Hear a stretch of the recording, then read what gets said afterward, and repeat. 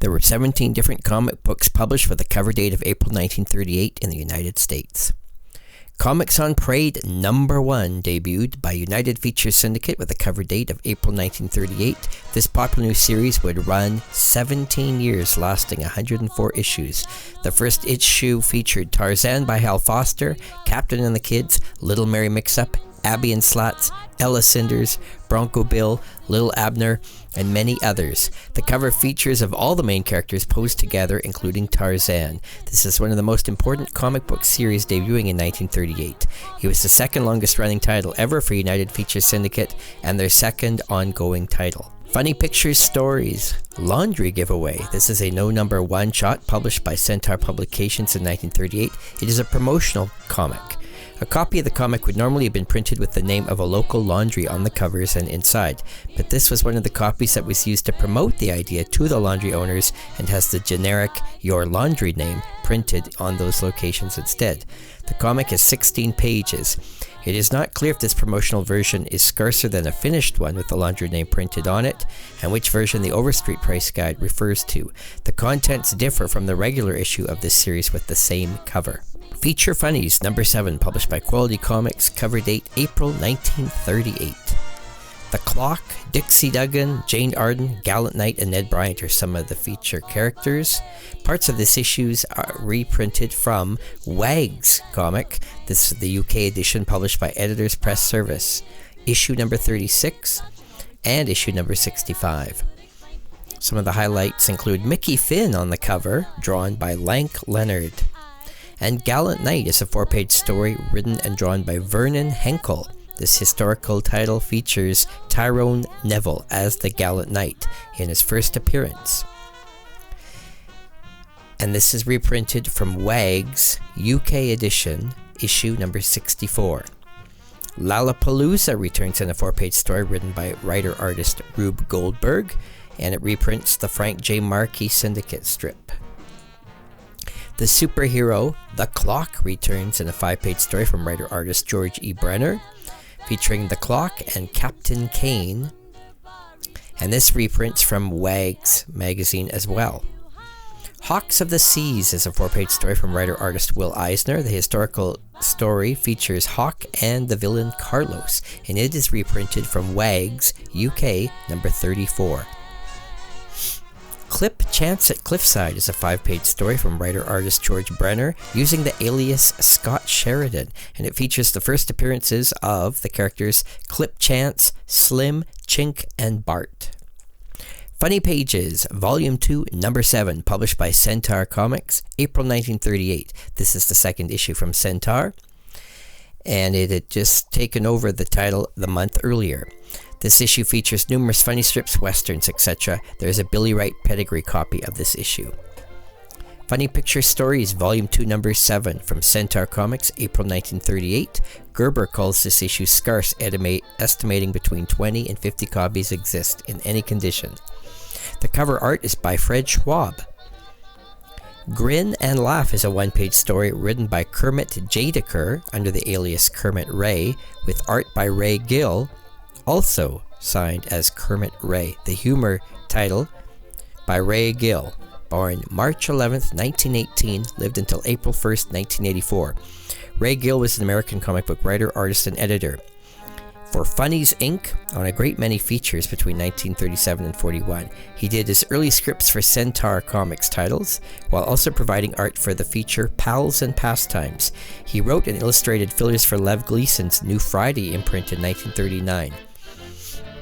Throughout the 1940s, Ray Gill was writing scripts for various timely and novelty comic features, co-creating Airman and Terry Vance. He also did the art for a couple of these features, including Mighty Mouse, Super Rabbit, and Edison Bell. He also is an artist for Archie Comics during this period. By the 50s, Gill was doing editorial work for Stanley Publications and Fawcett, where he was senior editor on Fawcett's How To line of books. His final comic book art was with characters like Junior Hop and Peter Cottontail for Stanmore Comics in 1952 to 54. Don't Look Now is a 1-page story from artist Paul Gustafson.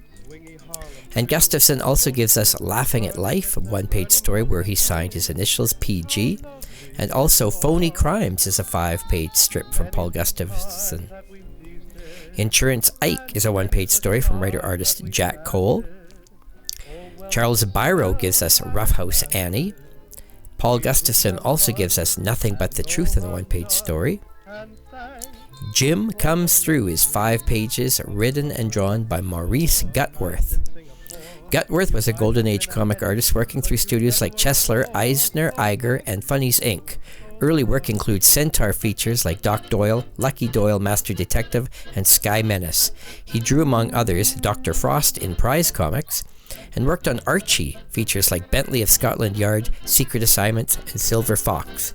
For better publications, he illustrated American Eagle in Exciting Comics, Jimmy Cole, Lucky Lawrence, and Sergeant Bill King.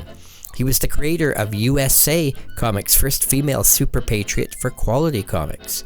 He was present at Timely and Atlas with Captain America, The Falcon, Human Torch, and Phantom of the Underworld, and at Ace Periodicals with Buckskin, Marvo the Magician, Vulcan, and Sky Smith. The Comics, number 7, published by Dell Comics, April 1938. Some of the highlights include Rod Ryan of the Sky Police, a 4-page story written by Paul Jepson. This is an early science fiction story that later would run in Flash Comics number 2 through 11 at DC Comics starting in 1940. Gordon Fife and the Boy King appears in the 3-page story written by Bob Moore with art by Carl Pfeiffer. The Mystery of the Hooded Horseman is a 4-page story from writer Norman Fallon. Fallon was a comic book inker in the 40s during the Golden Age comics. He worked on titles like Batman and World's Finest alongside artists such as Dick Sprang and Jerry Robinson. His first DC work was Batman number 19. Ted Strong is a 4-page story from writer-artist Al Carino. Carino, born 1905, lived until 1964, originally born in Mexico City. He was asked to do a comic strip, which resulted in the western Ted Strong. Then, Al Carino went on to comic book illustration, working variously at Fox, Fawcett, National, Prize, Marvel, Pines, and Ziff Davis through the 40s and 50s. He worked on titles such as Ibis, Red Gaucho, Captain Marvel, and The Blue Beetle. In the 50s, he also became active in the National Cartoonist Society and became the NCS membership chairman. He also worked on 1950s Atlas Horror. Star Comics number 11, published by Centaur Comics, April 1938. Gerber rates this book a 9 for very rare. There is a Billy Wright pedigree copy of this book. Sources list this as the first published comic book art by Jack Cole, but this is not his first, as we have mentioned him previously. The cover art is by Jack Cole, and Jack Cole gave us Belly Laughs, a 1-page strip he drew. Gertie the Cashier is a 1-page humor story, and the strip includes images of Mickey Mouse, W.C. Fields, Clark Gable, Charlie Chaplin, Katharine Hepburn, Stan Laurel, Jimmy Durante, Betty Boop, Frankenstein, Oliver Hardy, Greta Garbo, and Groucho Marx. Salute to a Teacher is a 1-page story drawn by Fred Gardenier. Little Nemo in Slumberland returns from Bob McKay under the alias Windsor McKay Jr. in his Supernatural story, originally started by his father. Professor McScrewy is a 1-page story, art possibly by Fred Gardenier. King Cole is a 2-page story, art possibly by Jack Cole. The Prince is a 1-page story, and it's believed that this could possibly be written and drawn by Basil Wolverton. If so, this would be his first comic book work. Down Through the Ages is a 2-page story, drawn by Fred Gardenier and features Robin Hood. Dan Hastings is a 7-page story written by Ken Fitch with art by Fred Gardenier. Don Marlowe is a 4-page story written by Ken Fitch, also with art by Fred Gardenier. This is an early science fiction comic strip. And Tell Me, Mr. Wise Guy is a 1-page strip drawn by Paul Gustafson. Star Ranger number 11, published by Centaur Comics, April 1938. This is the 2nd issue published by Centaur. Fred Schwab did the cover artwork, and there is a Fred Gardenier centerfold. Cover art by Fred Schwab. Feature Books number 12, published by David McKay Publications, April 1938, focuses on Blondie. Gerber rates this an 8 or rare, and it features Blondie in her first solo comics venture. Blondie is featured on the cover with the characters Dagwood and Baby Dumpling. In total, Chick Young writes and draws 71 pages worth of Blondie strips in this issue, reprinting from the Blondie King Features strips from February 2nd, 1937 through June 5th, 1937. Ace Comics number 13, published by David McKay Publications, April 1938. Joe Musial did the artwork featuring the characters Barney Google and the Katzenjammer Kids. There is a 4-page story written and drawn by Alex Raymond called In the Search for Peter Hawkins' Lost Son. Blondie appears in a 4-page story from Chick Young, even though she is featured in feature book number 12 that same month from a different publisher. And the Phantom returns in his 3rd comic book appearance from writer Lee Falk with art by Ray Moore in this Jungle superhero title. Detective Comics number 14, published by DC Comics, April 1938. There is a Billy Wright pedigree copy of this issue. The cover art is by Craig Flussel, featuring the character Speed Saunders in the detective mystery issue. Speed Saunders is featured in a 6-page story written and drawn by Craig Flussel. Will Eli gives us The Law at Work, 1-page story, and Larry Steele, a 6-page story. Oil from China is a 2-page story written by Vincent Sullivan under the alias Paul Dean with art by Craig Flussel. Spy returns in a 4-page story from Siegel and Schuster and features the first appearance and death of Basil Montag. And Slam Bradley returns in a 13-page story from Siegel and Schuster featuring the first appearance and death of The Boss. And Quentin Roosevelt, Heroic Fighter, is a 1-page story written and drawn by Will Eli. The Funnies 19, published by Dell Comics, April 1938, features a cover of Mutt and Jeff. Some of the other highlight characters include Alley Oop, Captain Easy, Major Hoople, Out Our Way, and many others. Dan Dunn appears in a 4-page story from writer-artist Norman Marsh. Don Dixon and the Hidden Empire is a 2-page story from writer Bob Moore and art by Carl Pfeiffer in this early science fiction comic strip, reprinted from Don Dixon and the Hidden Empire Sundays at the Daily Eagle. And Tad of the Tanbark is a 1-page story also from Bob Moore and Carl Pfeiffer, reprinted from the Tad of the Tanbark Sundays at the Daily Eagle. Tailspin Tommy returns in a 3-page story written by Glenn Chafin with art by Hal Forrest in this aviation title, reprinted from the Tailspin Tommy Sundays at the Bell Syndicate. And 4 Aces is 2 pages from writer-artist Hal Forrest, his aviation story reprinted from the 4 Aces Sundays, also at the Bell Syndicate. Sheldon Mayer gives us Scribbly in 2 pages. Tip Top Comics number 24, published by United Features Syndicate, April 1938, features a Tarzan cover. Little Abner appears in a 4-page story written and drawn by Al Cap. Other popular characters include Ella Cinders, Jim Hardy, Fritzy Ritz, and Bronco Bill. King Comics number 25, published by David McKay Publications, April 1938. The cover art is by Joe Musial and features the characters Popeye, Olive Oil, and Henry. Highlights inside include Thimble Theater, 4 pages worth, written and drawn by E.C. Cigar, which features Popeye and the gang. Flash Gordon appears in a 4-page story from writer Don Moore with art by Alex Raymond in this early science fiction title, featuring the characters Flash Gordon, Dale Arden, and Hans Jarkov, reprinted from the Flash Gordon Sundays at the King Feature Syndicate from July 4th, 1937 through July 25th, 1937. Jack Burnley draws sport features. Mandrake the Magician appears in a 4-page story from writer Lee Falk with art by Phil Davis in this early fantasy supernatural story.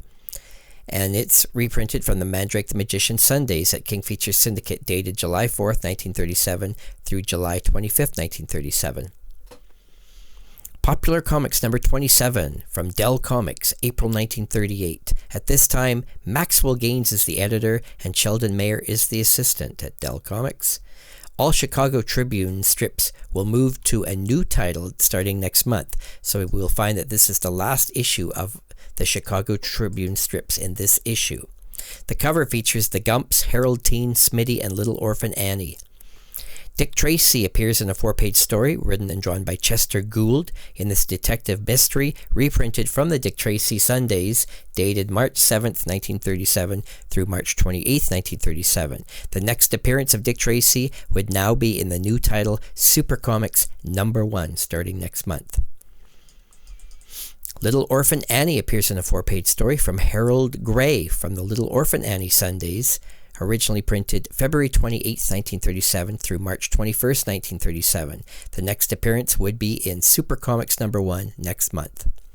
Harold Teen appears in a 1-page story written and drawn by Carl Ed. The teen title from the Chicago Tribune would now start appearing in Super Comics number 1 starting next month. Smiling Jack appears in a 2-page story from creator Zach Mosley, and it comes from the Smiling Jack Sundays at the Chicago Tribune, dated May 3rd, 1936 through May 10th, 1936, and would next appear starting next month in Super Comics number 1. Gasoline Alley, 2 pages long from creator Frank King, would have its last appearance in this title, as it would start to appear next month in Super Comics number 1. Winnie Winkle the Breadwinner is a 2-page story from Martin Branner, reprinted from the Winnie Winkle Sundays dated April 26, 1936 through May 17, 1936. And next month it would start to appear in Super Comics number 1. Terry and the Pirates is a 2-page story from Milton Caniff, reprinted from the Sunday Terry and the Pirates dated August 2nd, 1936 through August 9th, 1936. Little Joe is a 2-page story from Ed Leffingwell, and it's from the Chicago Tribune and would start to appear next month in Super Comics number 1. Don Winslow of the Navy is a 2-page strip from writer Lieutenant Commander Frank V. Martinek, USNR, with art by Leon Baroth, and it is reprinted from the Don Winslow Sundays dated October 18, 1936 through November 8, 1936. Moon Mullins appears in a short story from Frank Willard and would start next month appearing in Super Comics number 1. Mickey Mouse Magazine number 31, also known as Volume 3 number 7, published by Western Publications, April 1938, features the 7 Dwarfs in a special Easter cover. Famous Funnies number 45 from Eastern Color, April 1938. There is a Mile High pedigree copy of this book from the Edgar Church collection and also a Lost Valley pedigree copy. The cover features Big Chief Wahoo in his second appearance from artist Victor Pazmino. Buck Rogers appears in a 4-page story from writer Phil Nolan with art by Dick Elkins in this early science fiction strip, copyright John F. Dilley. War on Crime returns in a 3-page story from writer Rex Collier with art possibly by Kemp Starrett. This is the first modern crime series. And Bobby returns in a 1-page story from S.M. Iger, aimed at young readers, copyright Eisner Iger.